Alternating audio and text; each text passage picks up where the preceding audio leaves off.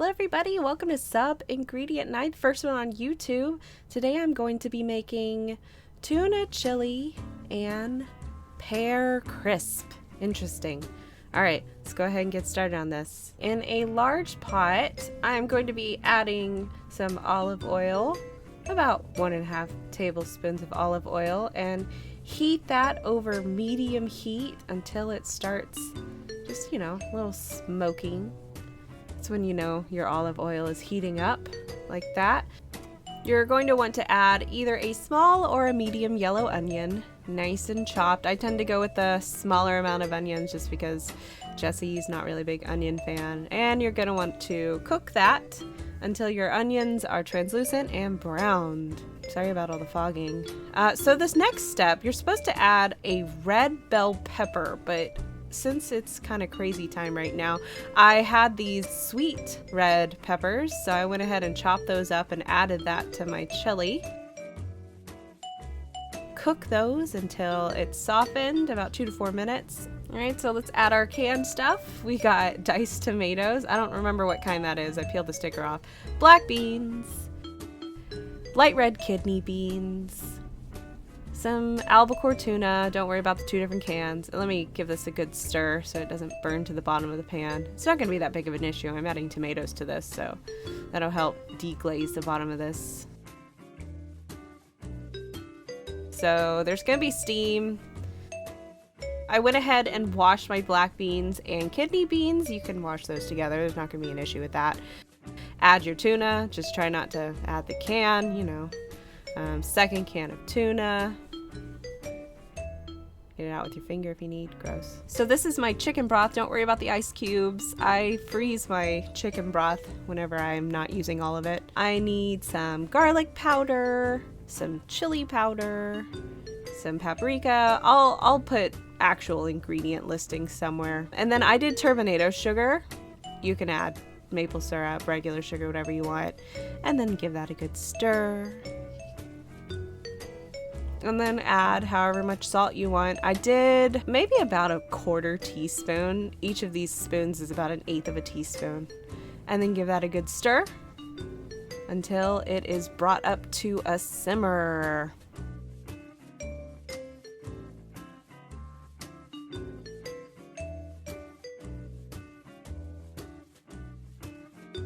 Once it's brought to a simmer, just cover, reduce heat, and cook for about 40 minutes. Now, at about the 30-minute mark, you'll want to go ahead and taste it and see if you need any additional salt or spices. I decided that the fishy taste was a bit strong, so I added a little bit of salt and some cayenne, which I definitely should have added way earlier, but it's okay. And give it a good stir. And then I'm going to cook it for another 10 minutes. Until, well, I can't see anything. Don't worry about that steam. You have this beautiful chili, tuna chili, and I went ahead and used Fritos, but I couldn't find regular Fritos. I found these flaming hot ones, so hopefully they're okay. And then go ahead and plate it all up. It looks really good. It's very hearty. It's not like a really thick sauce. It's a thinner sauce, but I think that's kind of good for this. And of course, since you are using tuna in this, you want to get some good cheese. So I just used a good, I think, medium cheddar. Maybe it was sharp. And tuna goes really well with cheese, like tuna melts, So put a good amount of cheese, however much you want on it. And let's taste it. Give a good stir. Make sure and get that Frito. I don't think I got a Frito. Here we go. It is so good. This is so good. I never thought that tuna chili would be good. This is so good. It's ridiculous. It's so good. So definitely try that one. It's very great. I will put the recipe somewhere. In the meantime, let's go ahead and start this pear crisp with coconut milk ice cream. So we're gonna first start off with our quinoa. Don't worry about the pot. I did things wrong in the wrong order. So clean off your quinoa, just rinse them under some water. I did half of a cup of quinoa to 1 cup of water, and then I heated it up until it was boiling and steamy. And once it's up to a boil, you'll want to cover it and lower your heat. Don't worry if it's doing this. Soon it's gonna do this and it'll be fine. And once it's about 20 minutes, you'll give it a good fluff with a fork.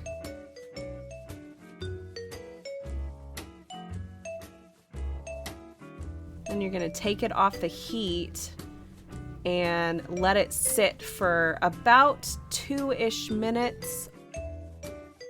And when it's done, it'll be perfect quinoa. Now, there's a reason I'm doing this. I'm gonna go ahead and put it on a cookie sheet so that I can let it cool. You don't want to use raw quinoa in this. You want to make sure you cook it or you're just gonna get really, really crunchy bits. So go ahead and put that on a cookie sheet, flatten it out just so that it can get nice and cooled by the time you actually need it for your crisp, and set it aside. So to a bowl, you're going to want to add 2 cups of oats, 1 cup of your cooled cooked quinoa, some melted butter,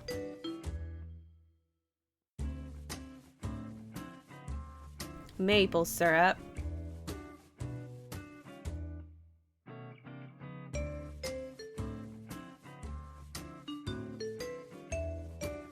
white sugar, some nutmeg, some vanilla extract, and then you will give that a good stir. And once it has been nice and combined, like this, you will add some flour just to kind of bind it together. Give it a good stir again until the flour is nice and incorporated.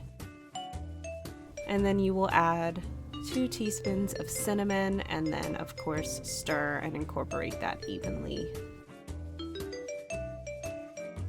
Beautiful. All right, set that aside and let's get chopping our pears. So these were sliced pears. I went ahead and just diced them up, sprayed down a Pyrex pan. Now this isn't a full-size casserole dish. This is the smaller size. It said 8 by 8 in the recipe. So this is the smaller size casserole dish. So spray it down, add your pears.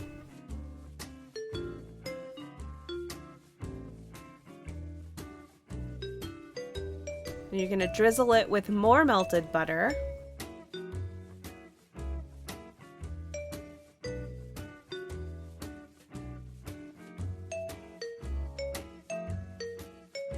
Butter pears. And then your maple syrup, just a little extra maple syrup. And then you'll take your crisp and use your fingers to crumble it over the top.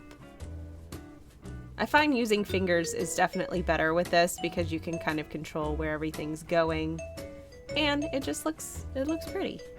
There you go. All right. You're gonna take your crisp and put it in a 375-degree oven, totally clean oven too, and let it cook for about 40 minutes. After which, when you take it out, it should be nice and bubbly, and your topping should be crisp. So delicious looking. All right, let's go ahead and get started on our coconut milk ice cream. You're gonna take a refrigerated can of light coconut milk and then strain out all of the water. Okay, so I think I was supposed to use regular coconut milk for this and not light coconut milk, but we're just gonna make do. So take your whole can of refrigerated light coconut milk, sprinkle it with about 2 tablespoons of powdered sugar, and then give it a good power whisk. What is this thing called? Mixer? Hand mixer. And mix it until it is nice and frothy for about maybe 4 minutes or so. Add the rest of the sugar if you want, till it's nice and bubbly.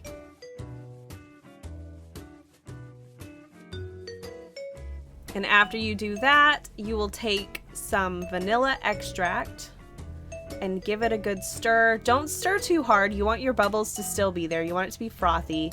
And then put it in something that is freezer safe.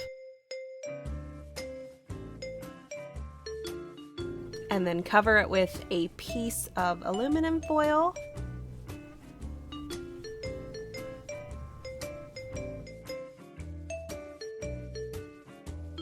And then put it in your freezer for about 6 hours to overnight. However much time you have. More time is better. I did it for 6 hours and took it out and it looked like this. Nice and firm. Bubbles aren't popping. So take your Pear Crisp and use a nice ice cream scoop. You'll see that mine is still a little bit runny in the middle, but that's okay. I think it made a nice consistency for my Pear Crisp. And then top it. Beautiful. All right, so let's taste it.